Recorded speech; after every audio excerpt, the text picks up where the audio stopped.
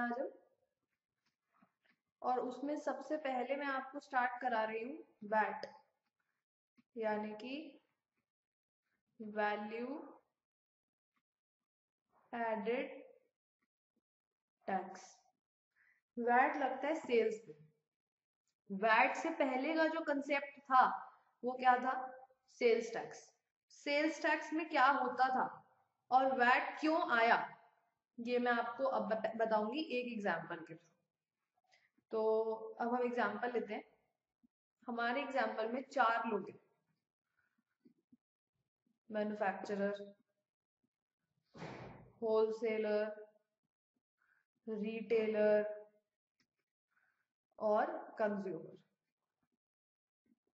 अब मैन्युफैक्चरर की जो कॉस्ट आई वो मान लेते हैं थी 8000, और उस पे उसने प्रॉफिट चार्ज किया कितना? 2000, और चीज अल्टीमेटली बनी 10,000 की। अभी जो 10,000 की चीज है इस पे वो सेल करेगा तो उस पे टैक्स देगा। अब टैक्स जो देगा वो अपनी पॉकेट से नहीं देगा, वो जो भी टैक्स दे रहा है वो जिसको सेल कर रहा है उससे वो टैक्स वसूल लेगा। बोलने का मतलब ये है कि अगर हम अज्यूम करें कि सेल्स टैक्स जो है वो 10% लग रहा है, जो कि 10% नहीं लगता, रेट मैं आपको इसके बाद में कराऊंगी, कैलकुलेशन इजी करने के लिए मैं 10% ले रही हूँ। लेट मी रिपीट कि रेट ऑफ वैट 10% नहीं है, ये मैं इजी कैलकुलेशंस के लिए रेट लिया है मैंने। रेट क्या है वो मैं आपको बाद में बताऊंगी लेटर स्टेज में। तो लेट्स सपोज कि 10% वैट लगा 1000 का, और ये 11,000 जो है मैन्युफैक्चरर ने होलसेलर से लिए। तो अब आप ये देख रहे होंगे कि टैक्स तो मैन्युफैक्चरर ने दिया, मगर बियर किसने किया अभी तक? होलसेलर ने। होलसेलर ने कितने का खरीदा? 11,000 का। अब इस 11,000 में क्या क्या है? 8,000 है, 2,000 है, प्लस 1,000 है, जो कि 8,000 तो मैन्युफैक्चरर की कॉस्ट थी, 2,000 प्रॉफिट और 1,000 क्या था? मैन्युफैक्चरर का सेल्स टैक्स जो उसने दिया। इस पे 4,000 का प्रॉफिट होलसेलर ने अपना ऐड किया, चीज बनी 15,000 की, 10% इस पे टैक्स चार्ज किया, और रिटेलर को बेचा कितने का? 16,500। अब टैक्स दे तो होलसेलर रहा है, मगर बियर अभी तक कौन कर रहा है? रिटेलर। तो अभी तक गवर्नमेंट के पास यहाँ गया 1,000 रुपए का सेल्स टैक्स, यहाँ गया 1,500 का, टोटल कितना गया? 2,500 का। रिटेलर को कितने की चीज मिली? 16,500 की। इस पे 3,500 लेट सपोज रिटेलर ने अपना प्रॉफिट जोड़ा, चीज बनाई 20,000 की, 2,000 इस पे सेल्स टैक्स चार्ज किया 10%, और कंज्यूमर को कितने का मिला? 22,000 का। अभी मैंने आपको कुछ बताया नहीं है, बस मैं आपको बता रही हूँ कितने का मिला, कितने का बेचा, प्रॉफिट क्या था, टैक्स क्या था। तो अब गवर्नमेंट के पास गया 2,000, टोटल टैक्स गवर्नमेंट के पास कितना गया? 4,500। और ये टैक्स बियर किसने किया? कंज्यूमर ने। क्या ये टैक्स मिस्टर एक्स ने बियर किया, जो कि हमारे कौन थे? मैन्युफैक्चरर? नहीं। क्या ये टैक्स होलसेलर ने बियर किया? क्या ये टैक्स रिटेलर ने बियर किया? नहीं। बियर किसने किया? कंज्यूमर ने। क्योंकि सबने अपना जो टैक्स था वो शिफ्ट कर दिया। मिस्टर जेड ने भी दिया तो सही 2,000, मगर शिफ्ट कहाँ किया? मिस्टर सी पे। सो अल्टीमेट बर्डन किसने झेला? मिस्टर सी ने। अब आपको मैं एक चीज बताने जा रही हूँ, अब मैं आपको ना इसकी ना एनालिसिस करेंगे। क्या करेंगे? एनालिसिस। इस 1,000 में क्या क्या है? 10% है 8,000 का, और 10% है 2,000 का। चलो समझ आता है। ये 800 हो गया, ये 200 हो गया, टोटल टैक्स गया 1,000। चलो ठीक है, अभी तो ठीक है, अभी कॉस्ट ऑफ प्रॉफिट पे टैक्स पे कर रहा है, क्या करना भी चाहिए। अब हम बात करते हैं इस 1,500 की। इस 1,500 में क्या क्या है? आप देख रहे हैं 11,000 किससे बना है? इस 8,000 से, 2,000 से, 1,000 से। तो इस 1,500 में 10% है किसका? 8,000 का।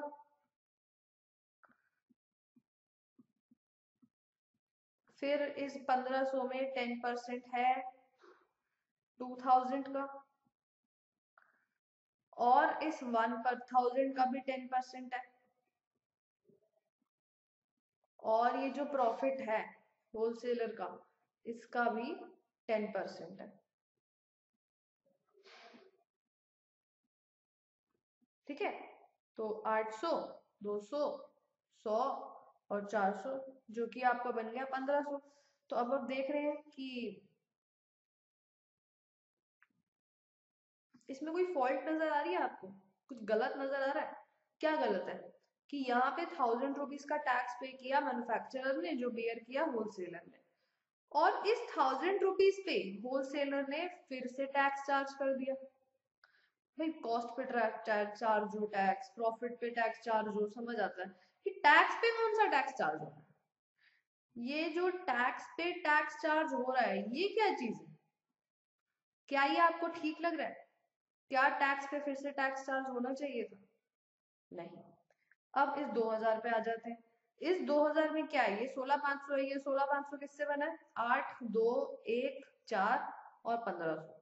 तो इसमें किस किस का 10% है? 8000 का 10% है, चलो कॉस्ट का फिर समझ आता है। 10% ऑफ 2000 एक्स का प्रॉफिट, ठीक है। 10% ऑफ 1000, फिर 10% ऑफ 4000, 10% ऑफ 1500 और 10% ऑफ 3500। 800, 200, 100, 400, 150 और 350, 500, 500, 1000, 1000, 1000, 2000। अब जरा देखें तो ये 1000 का टैक्स यहाँ पे हुआ, इस पे यहाँ पे टैक्स चार्ज हुआ, फिर इस पे यहाँ पे टैक्स फिर से चार्ज हो गया। अब ये साइकिल जितनी लंबी होती जाएगी उतनी बार ये टैक्स पे टैक्स चार्ज होता रहेगा। अब चलो ठीक है, यहाँ पे 1500 मिस्टर वाई ने पे किया था, इस पे फिर से यहाँ पे टैक्स चार्ज हो रहा है। क्या आपको ये ठीक लग रहा है? बार बार जो ये टैक्स चार्ज हो रहा है, लगातार जो ये टैक्स चार्ज हो रहा है, क्या आपको ये ठीक लग रहा है? नहीं। ये जो टैक्स पे टैक्स फिर से चार्ज हुआ, इसको हम बोलते हैं बच्चे cascading effect. Cascading effect. Sales tax का ये सबसे बड़ा ड्रॉबैक था। सेल्स टैक्स के कंसेप्ट में ये टैक्स पे टैक्स चार्ज होता जाता था। और क्या मिस्टर एक्स यानी कि मैन्युफैक्चरर ने ये बर्डन बियर किया? नहीं, उन्होंने ट्रांसफर कर दिया वाई को। क्या वाई ने बियर किया? नहीं, उन्होंने किसको ट्रांसफर किया? जेड को। क्या जेड इतने भले इंसान थे जो उन्होंने बियर किया हो, अपने पॉकेट से पे किया हो? नहीं, उन्होंने भी अपनी पॉकेट से पे नहीं किया, उन्होंने कंज्यूमर पे ट्रांसफर कर दिया। कंज्यूमर ने सारा का सारा बर्डन पे किया और गवर्नमेंट को जबरदस्ती का टैक्स जाता रहा। गवर्नमेंट पहले तो इस 8000, 2000 पे गवर्नमेंट की बस कितनी बार टैक्स जा रहा है? यहाँ पे गया, फिर यहाँ पे गया, फिर यहाँ पे गया। ये 11000 और 4000 पे यहाँ पे टैक्स जा चुका है, फिर यहाँ पे फिर से जा रहा है। क्या आपको ये ठीक लग रहा है? एक चीज पे 3-3, 4-4 बार गवर्नमेंट टैक्स वसूल रही है, ये तो गलत है ना। तो ये दोनों चीजें थी जो गलत थी। सबसे पहली बात तो टैक्स पे टैक्स लग रहा है, ये तो कोई भी टैक्स किसी को समझ नहीं आता। दूसरी बात, इस कॉस्ट और प्रॉफिट में बार बार टैक्स लगे जा रहा है। क्या इतना टैक्स गवर्नमेंट को बनता है? जिस चीज पे ऑलरेडी हम टैक्स दे चुके हैं, क्या उस चीज पे फिर से टैक्स देना चाहिए? नहीं देना चाहिए। उस चीज पे फिर से टैक्स नहीं देना चाहिए। ठीक है, तो अब देखो अब होता क्या है। ये तो था आपका सेल्स टैक्स का कंसेप्ट। आप एक बार अपनी वीडियो को पॉज करके लिख लेंगे, फिर हम आगे जाएंगे, वैट समझेंगे। वैट में क्या होता है? ये किसका था? ये था सेल्स टैक्स का एग्जाम्पल। अब इसी चीज को हम वैट में देखेंगे, उसमें क्या करते हैं।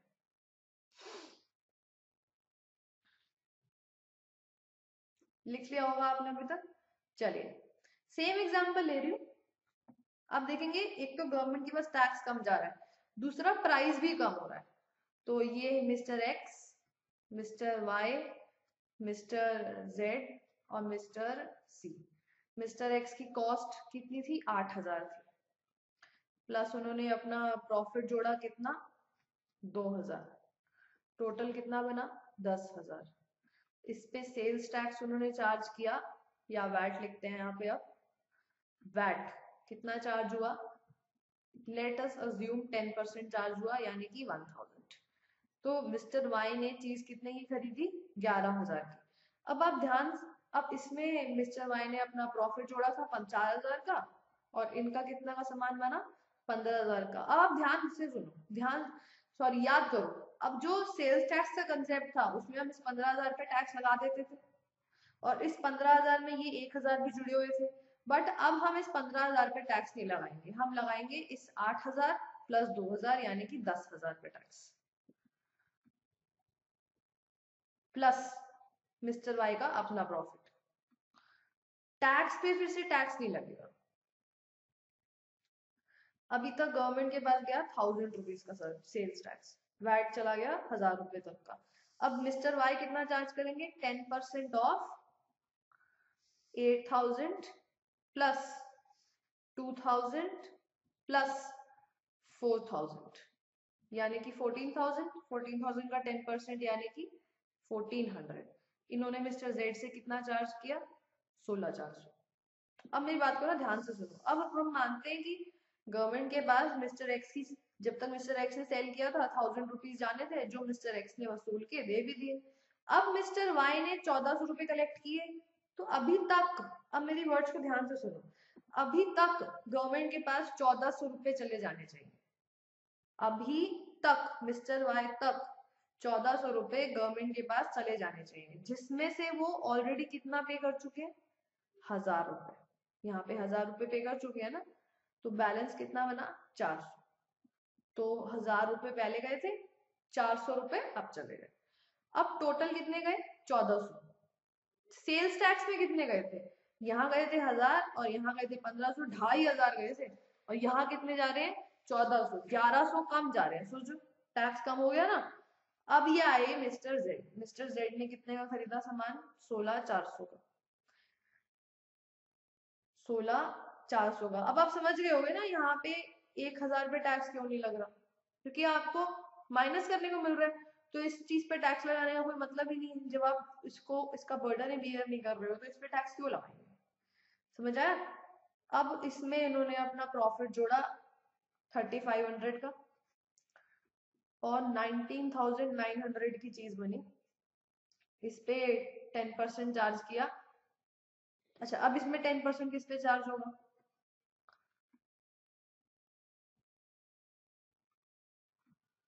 इस 8,000 पे, 2,000 पे, 4,000 पे, 3,500 पे। तो आपने इसमें क्या नोटिस किया, इस 1,000 पे चार्ज नहीं हुआ, इस 1,400 पे चार्ज नहीं हुआ। तो 8,000 पे प्लस 2,000 प्लस 4,000 प्लस 3,500, तो 17,500। और टैक्स कितना गया, 1,750।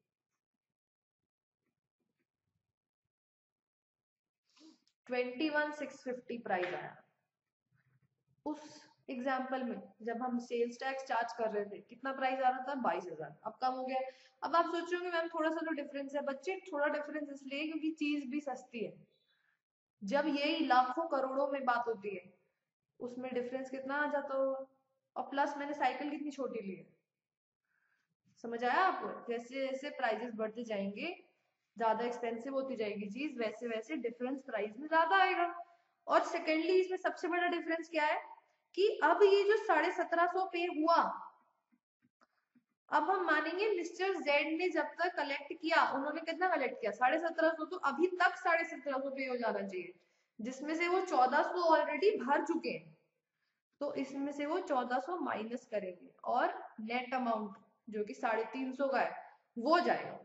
अब वैट में कितना टैक्स पे हुआ गवर्नमेंट को, 1750। और सेल्स टैक्स में कितना पे हो रहा था, 4,500। क्या कास्केडिंग इफेक्ट हटा, तो हाँ, क्योंकि अब आप देख रहे हैं इस टैक्स में कहीं पे भी मैंने फिर से इस टैक्स पे टैक्स चार्ज नहीं किया। क्या प्राइस कम हुआ, हाँ। तो अब आप समझ गए होंगे, क्या इस 8,000 और 2,000 पे बार बार टैक्स गवर्नमेंट के पास जा रहा है, नहीं, यहाँ पे गया 400 का, इसके प्रॉफिट का 10% गया बेसिकली। अब मेरी बात को ध्यान से सुनो, इसका नाम क्या है, value addition tax, value added tax. जो आप वैल्यू ऐड कर रहे हैं हर स्टेज पे, जो वैल्यू ऐड हो रही है हर स्टेज पे, बस उस पे टैक्स जा रहा है। इसमें कितने की वैल्यू ऐड हो रही है, 4000 की, तो उस पे 10% टैक्स चला गया। इसमें कितने की वैल्यू हो रही है, 3500 की ऐड हो रही है, तो इस पे 350 चला गया। तो जो वैल्यू हर स्टेज पे ऐड हो रही है उस पे टैक्स जा रहा है। ये मल्टी स्टेज टैक्स है। अब सेल्स टैक्स में एक और प्रॉब्लम थी कि ना मल्टीप्लिसिटी ऑफ टैक्सेस बहुत थी। Turnover tax, surcharge, additional surcharge, दुनिया भर के नाम होते थे। अब वो सब कुछ एलिमिनेट हो गया वैट के आने से। एक आ गया वैट, हर स्टेट में वैट है। दिल्ली का वैट है, उसको हम बोलते हैं डी वैट। हरियाणा जो राजस्थान का वैट है उसको हम बोलते हैं राजस्थान वैट। तो हर स्टेट का अपना वैट होता है। अब ये आपको डिफरेंस समझ आया, सेल्स टैक्स और वैट में क्या डिफरेंस था कि सेल्स टैक्स में था कास्केडिंग इफेक्ट, इसमें जो कास्केडिंग इफेक्ट था वो एलिमिनेट हो गया। टैक्स पे टैक्स इस पे नहीं लग रहा। सेकेंडली उसी चीज पे बार बार टैक्स नहीं लग रहा, हम वैल्यू एडेड पे टैक्स दे रहे हैं। सिंपल हो गया मेथड बहुत ज्यादा। कुछ और बेनिफिट्स हैं जो इससे आए, वो मैं आपको बताऊंगी, अभी नहीं। वो जैसे जैसे कंसेप्ट कराते जाएंगे ना वैसे वैसे आपको उसके और मेरिट्स बताती जाऊंगी। ठीक है, अब हम आगे थोड़े से चलते हैं। जो ये वैट, अच्छा पहले आप एग्जाम्पल लिख लीजिए, अपनी स्क्रीन पॉज करिए और एग्जाम्पल लिखिए, उसके बाद हम आगे चलेंगे।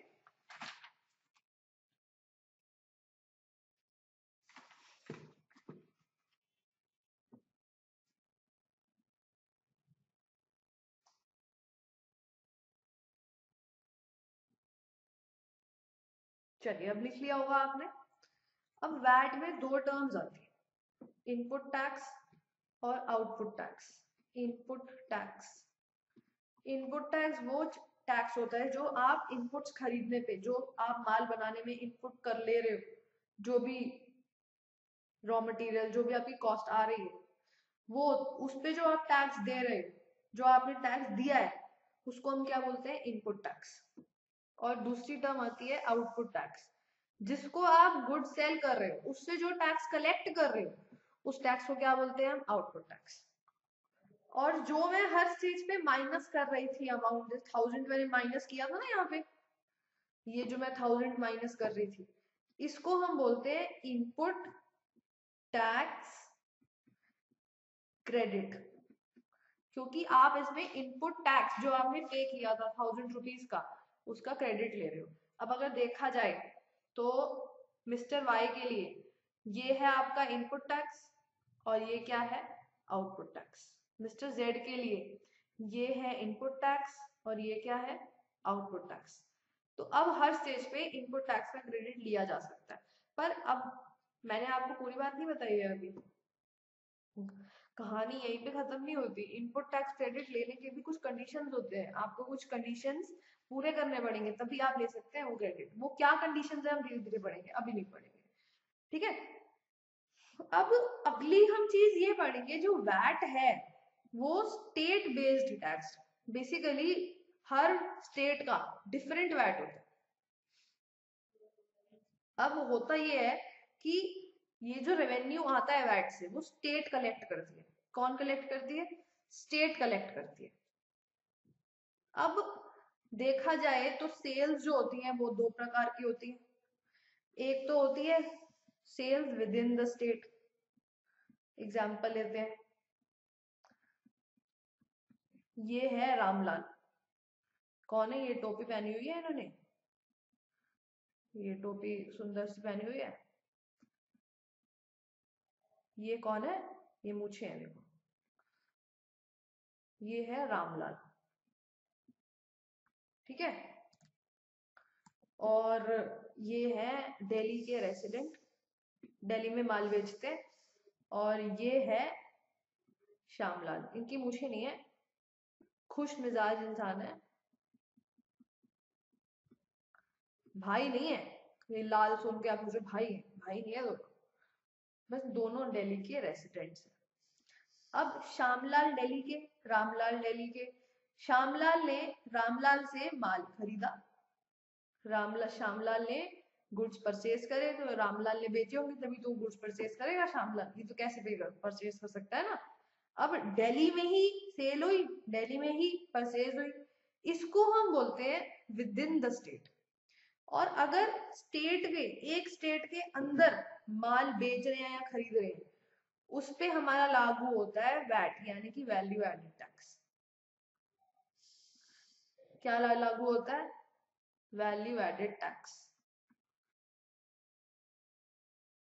तो अगर रामलाल दिल्ली के, श्यामलाल दिल्ली के, इनके बीच में कुछ सेल परचेज हो रही है गुड्स की, उसको हम क्या बोलते हैं? वैट। उस पे हम क्या चार्ज करते हैं? वैट। दूसरी चीज होती है आउटसाइड द स्टेट। अब ये है वही रामलाल, टोपी पहन रखी है इन्होंने, देखो टोपी ना पहन के रखते थे, ये मूंछ है इनकी, और ये है पप्पू।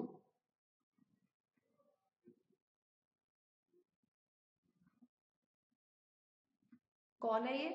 पप्पू। रामलाल तो एज यूजुअल दिल्ली के थे, दिल्ली में माल बेचते थे, और पप्पू था राजस्थान का ट्रेडर। पप्पू जो था राजस्थान में ट्रेड करता था और रामलाल दिल्ली में।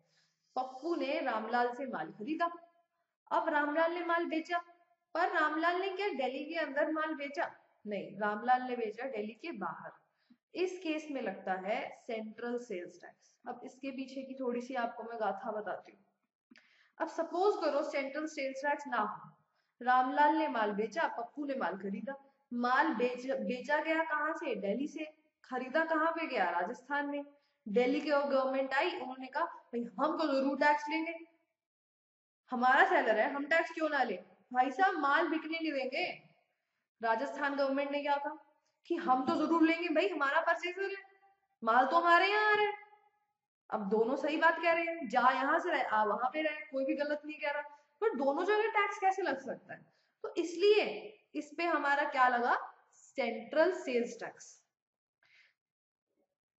ये है आपका स्टेट बेस्ड टैक्स, ये है आपका सेंट्रल लेवल का टैक्स, मगर दोनों की कलेक्शन कौन करती है? State government.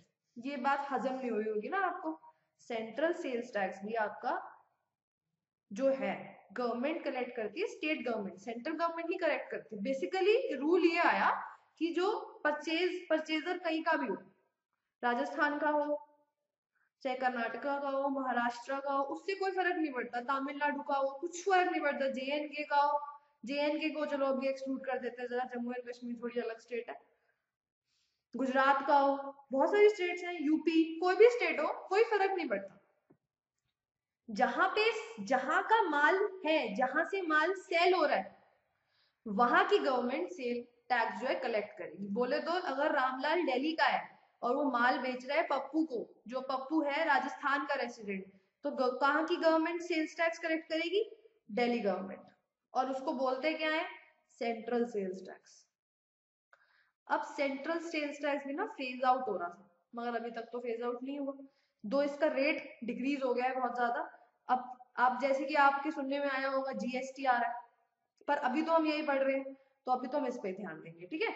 तो अगर with in the state purchase हो रही है, यानी कि दिल्ली में माल बेचा और दिल्ली में ही माल खरीद लिया, तो दिल्ली की गवर्नमेंट उससे डील करेगी, वैट कौन कलेक्ट करेगी? दिल्ली गवर्नमेंट कलेक्ट करेगी।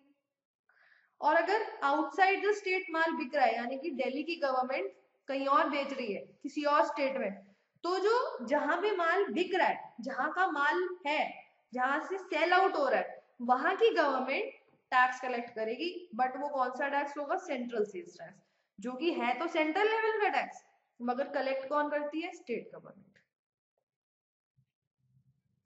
ठीक है, ये चीज समझ आई। अब होता यह है कि हर, अभी हम वैट से डील कर रहे हैं, सेल्स टैक्स सीएसटी के क्वेश्चंस करेंगे, मगर अभी नहीं, बाद में। ये बस मुझे आपको नॉलेज देनी थी जो कि मैंने आपको दी। अभी हम कौन सा क्या डील करेंगे इस चैप्टर में? वैट। सीएसटी के लिए अलग चैप्टर है, जैसे कि आपने देखा होगा, मैं तभी डील करूंगी, वैट के बाद ही कराऊंगी, मगर इस चैप्टर में मैं बस वैट की बातें करूंगी। अच्छा, अब हम बढ़ते हैं आगे वैट के साथ। तो जैसे कि अभी आपको मैंने बताया कि वैट एक स्टेट बेस्ड टैक्स है, और हर स्टेट का अपना वैट होता है। जैसे दिल्ली के वैट को हम बोलते हैं दिल्ली वैट, राजस्थान के वैट को बोलेंगे राजस्थान वैट, गुजरात के वैट को गुजरात वैट, महाराष्ट्र के वैट को महाराष्ट्र वैट, और इसे कलेक्ट भी कौन करती है? State government. वैट के कंसेप्ट में क्या होता है? एक होता है आउटपुट टैक्स और एक होता है input tax. Output tax minus input tax करते हैं और ये मेरा क्या आ जाता है? VAT payable. ठीक है, ये मेरा क्या आ गया? VAT payable. अब वैट में ना रजिस्ट्रेशन करानी पड़ती है। अगर आपकी टर्नओवर एक स्पेसिफाइड अमाउंट, बेसिकली जो ये स्पेसिफाइड अमाउंट है, क्योंकि ये स्टेट बेस्ड एक्ट है, तो हर स्टेट का अपना फिक्स्ड अमाउंट होता है। अगर आपका amount of turnover specified amount से ज्यादा हो जाए तो आपको वैट में रजिस्ट्रेशन कराना पड़ता है। कब कराना होता है? जब आपने थ्रेशहोल्ड लिमिट क्रॉस करी, यानी कि जब वो जो लिमिट थी वो आपने क्रॉस करी, क्रॉस द स्पेसिफाइड लिमिट, तब से 30 डेज के अंदर अंदर आपको वैट एक्ट में रजिस्टर कराना पड़ेगा। मैंने ना इसकी सारी थ्योरी आपकी बुक में दे रखी है, मैं आपको पूरी थ्योरी पढ़ाऊंगी, फिर आपको याद भी हो जाएगी। मगर अभी ना आप बुक पे ध्यान नहीं देंगे, आप बस मेरी बातें सुनेंगे। मैं आपको इसके एग्जामिनेशन क्वेश्चंस भी कराऊंगी, मगर अभी हम किस पे ध्यान देंगे? जो मैं बोल रही हूँ उस पे ध्यान देंगे। ठीक है,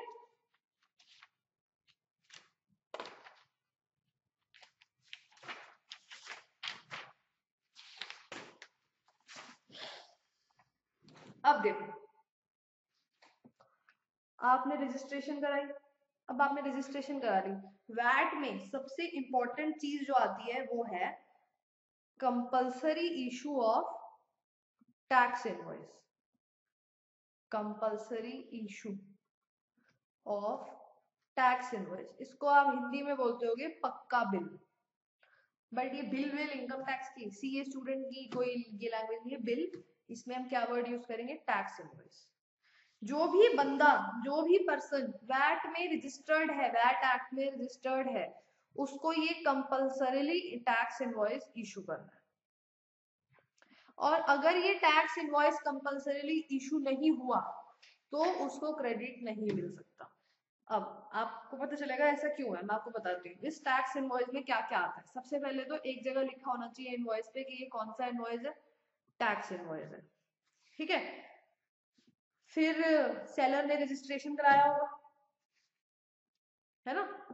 तो वो जो सेलर है उसका नाम, एड्रेस और वैट रजिस्ट्रेशन नंबर।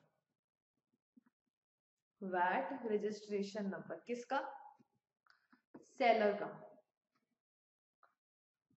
इनवॉइस पे होना चाहिए। तीसरी चीज, कब इशू हुआ इनवॉइस, ये तो बहुत इंपॉर्टेंट चीज है, आप समझ ही गए होंगे। Date of issue of invoice. चौथी चीज, mechanically printed serial number of tax invoice.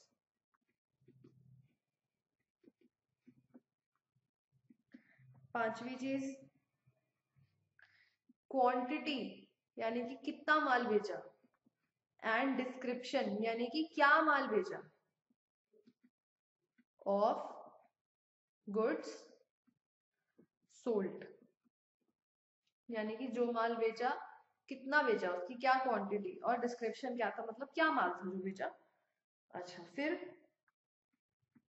कितने यूनिट्स, कितना यूनिट प्राइस था, कितना यूनिट प्राइस था, और आपने टोटल अमाउंट कितना चार्ज किया।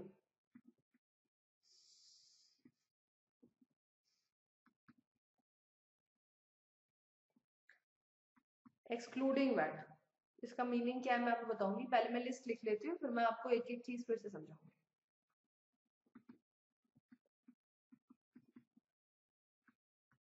मैं आपको ना बिल भी याद दिलाऊंगी जो आप लेते हैं ना मोबाइल फोन खरीदने पे या किसी भी चीज को परचेज करने में आप जो बिल लेते होंगे।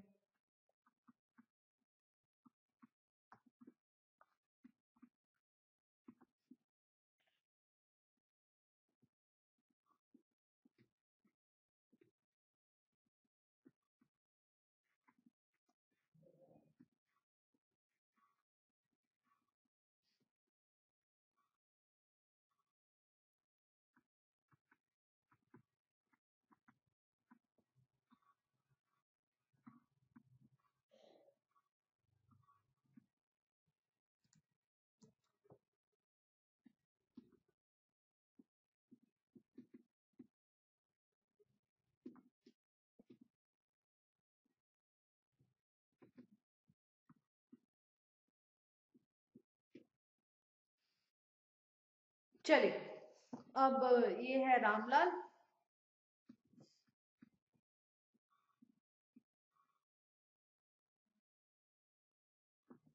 और ये है श्यामलाल।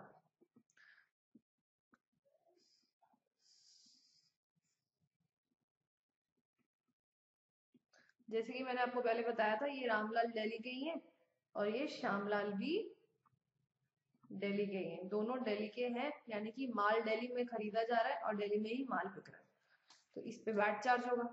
मगर अब ये जो रामलाल सेल आउट कर रहे हैं, तो जो श्यामलाल है इनको पैसे देंगे। अब पैसे देंगे तो उस पे जो ये रामलाल है ना, श्यामलाल को एक टैक्स इनवॉइस इशू करेंगे। ये टैक्स इनवॉइस कोई भी आम इनवॉइस नहीं होता, भाई ऐसे दे दिया, ऐसे लिख गई, इतना इतना बेचा है, बस हो गया काम, आपको क्रेडिट भी मिल गया। ये ऐसे नहीं होता, कुछ प्रिस्क्राइब्ड चीजें होती हैं जो इस इनवॉइस पे होनी चाहिए। जैसे कि इस इनवॉइस पे लिखा हुआ हो कि ये टैक्स इनवॉइस है, फिर सेलर और परचेजर का नाम, एड्रेस और दोनों का वैट रजिस्ट्रेशन नंबर। भाई एक ट्रेडर, दोनों ट्रेडर है रामलाल श्यामलाल, एक दूसरे से माल खरीदेंगे तो दोनों को ही वैट में रजिस्टर्ड होना जरूरी है, तब आपको क्रेडिट मिलेगा। समझ आया? तो सेलर और परचेजर दोनों का नेम, एड्रेस और वैट रजिस्ट्रेशन नंबर। फिर कब इशू हुआ इनवॉइस, टैक्स इनवॉइस का सीरियल नंबर होना चाहिए, मैकेनिकली प्रिंटेड सीरियल नंबर। जो माल बेचा, कितना माल बेचा और उस माल को, माल का डिस्क्रिप्शन क्या था, क्या माल था बेसिकली, फिर कितना अमाउंट चार्ज हुआ टोटल और एक यूनिट का कितना प्राइस चार्ज हुआ, कितना वैट, ये सबसे इंपॉर्टेंट चीज है। आप याद करो, अब मैं आपको याद दिलाना चाहती हूँ, आप मोबाइल खरीदे होंगे तो आप देखते होंगे उसमें वैट चार्ज हो रहा है। क्या ऐसा कभी हुआ है कि वैट का परसेंटेज ना लिखा हो? नहीं हुआ। उस वैट का रेट और अमाउंट होना चाहिए। टेक्निकली वैट चार्ज का जो रेट है और अमाउंट है वो उस पर लिखा हुआ होना चाहिए। और लास्ट, ऑथराइज्ड पर्सन के सिग्नेचर, ऑथराइज्ड पर्सन के सिग्नेचर। हिंदी में इस टैक्स इनवॉइस को आप पक्का बिल बोलते हैं, कि पक्का बिल ले ले जाके, ऐसे बोलते हैं ना, पक्का बिल ले ले। तो ये पक्का बिल बहुत जरूरी होता है देना। क्यों? अब अगर ये पक्का बिल नहीं दिया जाएगा, सबसे पहली बात तो इस टैक्स इनवॉइस के बगैर,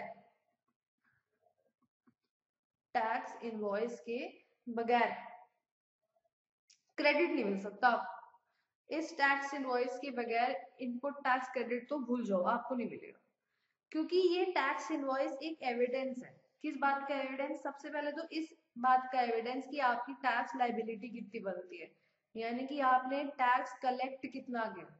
दूसरी, इस चीज का एविडेंस कि आपका इनपुट टैक्स क्रेडिट कितना बनता है, यानी कि आपने इनपुट टैक्स दिया कितना था। दोनों चीजों का यही सबूत है और इस सबूत के बगैर आपको क्रेडिट नहीं मिल सकता। और ये जो प्राइस दिखेंगे ना आपकी, गुड्स कितने के बिके, वो होना चाहिए एक्सक्लूडिंग वैट। ऐसे नहीं लिख सकते 5000 इंक्लूडेड वैट, इंक्लूडिंग वैट हो गया काम ना।